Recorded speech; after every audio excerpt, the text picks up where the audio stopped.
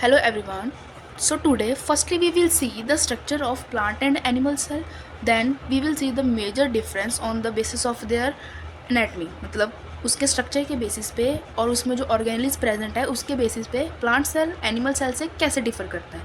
Sir book में जो cell का स्ट्रक्चर दिया है वो कुछ इस तरह से दिया है जिसमें सबसे बाहर आती है हमारी आउटर कवरिंग जो कि है प्लाज्मा मेम्ब्रेन, ठीक है। और उसके अंदर जितना भी फ्लूइड भरा होता है पानी के जैसा उसे हम कहते हैं साइटोप्लाज्म। साइटोप्लाज्म एक टर्म होती है साइटोप्लाज्म, एक होती है साइटोसोल। इन दोनों में एक ही डिफरेंस है कि साइटोप्लाज्म में वाटर भी आ जाता है जो भरा है और उसके साथ जितनी भी ऑर्गेनेल्स प्रेजेंट है वो भी आ जाती हैं। पर हमारे साइटोसोल में जो हम सिर्फ वाटर ही आता है, ऑर्गेनेल्स नहीं आती, ठीक है। और इसके हमारे एनिमल सेल में यूजुअली सबसे सेंटर में देखने को मिलता है हमें न्यूक्लियस, ठीक है, जिसे हम ब्रेन ऑफ द सेल कहते हैं। न्यूक्लियस के अंदर एक डार्क कलर का हमें एक स्ट्रक्चर देखने को मिलता है जिसे हम कहते हैं न्यूक्लियोलस, जहाँ से हमारे जो आरएनए एमआरएनए है वो ट्रांसक्राइब होते हैं। हमारा ये जो न्यूक्लियस है ये खुद भी एक मेम्ब्रेन के साथ प्रोटेक्टेड होता है, जिस मेम्ब्रेन को हम कहते हैं न्यूक्लियर एनवेलप, ठीक है। ये मेम्ब्रेन भी 2 लेयर की बनी होती है, 1 लेयर और दूसरी लेयर। और उसके बाद ये जो ग्रीन कलर का स्ट्रक्चर हमने यहाँ पे दिखाया है ये हमारे न्यूक्लियस के साथ ही जुड़ा होता है। इसको हम कहते हैं एंडोप्लाज्मिक रेटिकुलम,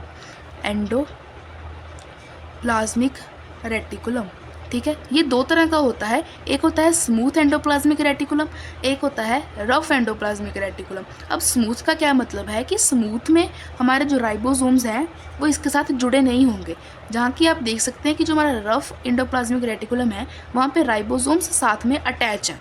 ये इसमें बेसिक डिफरेंस है। अब आगे की वीडियोज़ में हम 1 बाय 1 हर एक ऑर्गेनेल की स्ट्रक्चर और फंक्शन देखेंगे। और इसके एक्सेप्शन हमारे सेल में क्या पाया जाता है, माइटोकॉन्ड्रिया, मेन कंपोनेंट, जिसे हम power house of the cell भी बोलते हैं। पावर हाउस इसलिए क्योंकि ये हमारे सेल को एनर्जी देता है in the form of ATP. ATP की फुल फॉर्म एडेनोसिन ट्राईफॉस्फेट, जो कि हमें हायर क्लासेस में पढ़ाई जाती है। अब इसके अलावा हमारा जो एनिमल सेल है उसमें एक सेंट्रियोल प्रेजेंट होता है और एक लाइसोसोम प्रेजेंट होता है। सेंट्रियोल का मेन फंक्शन जब हमारे सेल ने डिवीजन करके एक सेल से 2 सेल बनाने होते हैं तब इसका ज़्यादा मेन फंक्शन होता है। ये हमारे सेल को ऐसे डुप्लीकेशन में हेल्प करता है। और जो हमारा लाइसोसोम होता है, अगर कोई भी प्रोटीन हमारे सेल में गलत बन जाता है तो वो in the form of lysosome store हो जाता है। और जब सेल को डेथ के फेज़ में जाना होता है, अब एक सेल है वो लिविंग है, उसने डेथ के फेज़ में भी तो जाना है।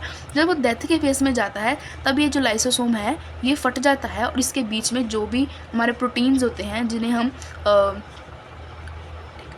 हम लिटिक प्रोटीन्स भी कहते हैं, लाइसिस प्रोटीन भी कहते हैं, वो हमारे पूरे सेल को तोड़ देते हैं और इन्हें डाइजेस्ट कर लेते हैं, ठीक है। अब हमारा जो एक और इसमें स्ट्रक्चर प्रेजेंट है हमारे सेल में जिसे हम कहते हैं गोल्जी एपरेटस। गोल्जी एपरेटस एक वाईफाई की तरह दिखने का सिग्नल है, वाईफाई के साइन की तरह दिखता है। इसका मेन फंक्शन ये है, हमारा न्यूक्लियस है उसके बीच में हमारा डीएनए स्टोर रहता है। अब डीएनए से प्रोटीन बनेगा जो जिससे हमारे पूरे सेल का फंक्शन होगा। अब ये जो प्रोटीन बनेगा ये कैसे बनेगा, सबसे पहले तो ये एंडोप्लाज्मिक रेटिकुलम में जाएगा, फिर उसके बाद ये हाफली प्रिपेयर्ड हो जाएगा, मतलब आधा ये तैयार हो जाएगा।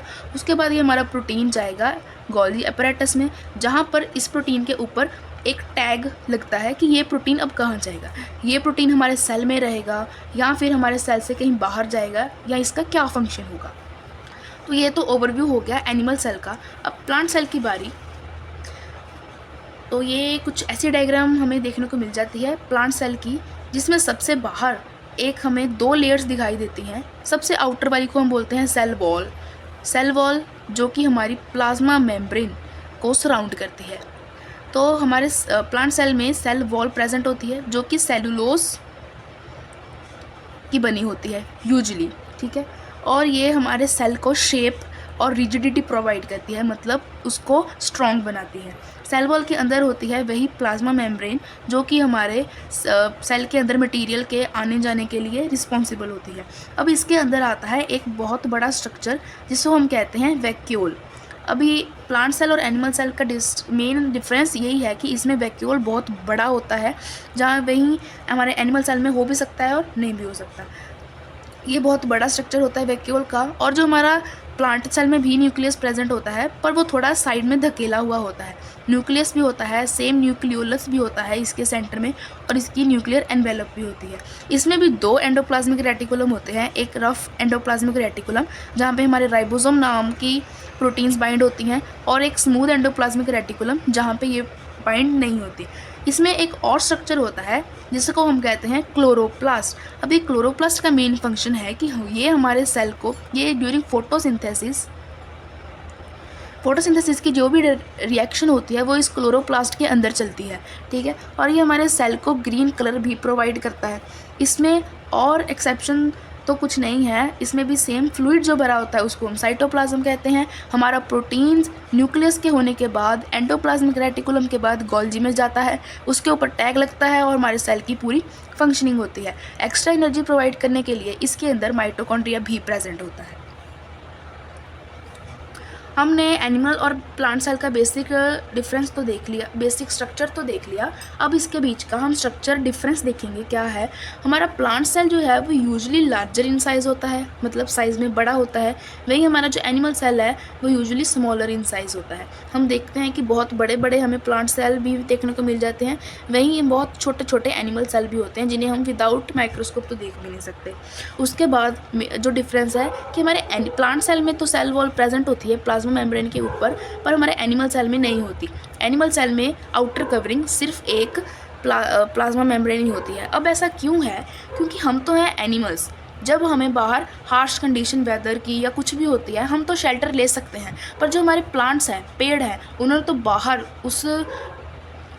उस हार्श कंडीशन में सर्वाइव करना है, इसीलिए उसको ज़्यादा प्रोटेक्शन की ज़रूरत है। इसीलिए उसके बाहर एक एक्स्ट्रा कवरिंग बनाई है गॉड ने, जिसे हम कहते हैं सेल वॉल, ठीक है। अब इसमें क्लोरोप्लास्ट प्रेजेंट है क्योंकि फोटोसिंथेसिस होनी है, पर एनिमल में तो फोटोसिंथेसिस का कोई नामो निशान नहीं है, तो क्लोरोप्लास्ट एब्सेंट होगा। अब इसमें वैक्यूल जो है वो लार्जर होगा और परमानेंट होगा। वहीं एनिमल सेल में वैक्यूल देखने को अगर मिलेगा भी, वो बहुत छोटा होगा, या तो होगा या फिर नहीं होगा। प्लांट सेल में जो सेंट्रियोल्स हैं वो एब्सेंट होते हैं, पर एनिमल सेल में सेंट्रियोल्स जो कि डिवीजन के टाइम हमारे स्पिंडल फाइबर फॉर्मेशन करते हैं, जो हम आगे की वीडियो में पढ़ेंगे, सेंट्रियोल्स होते हैं वो प्रेजेंट है, पर प्लांट सेल में एब्सेंट है। तो और डिफरेंस क्या है कि प्लांट सेल में जो न्यूक्लियस है वो प्रेजेंट तो होता है, पर वो पेरीफेरी में होता है। मतलब अगर हमारा ये प्लांट का सेल है, हमारा न्यूक्लियस एकदम साइड पे धकेला हुआ होगा, ज़्यादा से ज़्यादा जगह उसमें वैक्यूल ने ऑक्यूपाई करी होगी। वहीं हमारा जो एनिमल सेल है उसमें जो हमारा न्यूक्लियस है वो एकदम सेंटर में पॉइंट होता है, ठीक है। Thank you.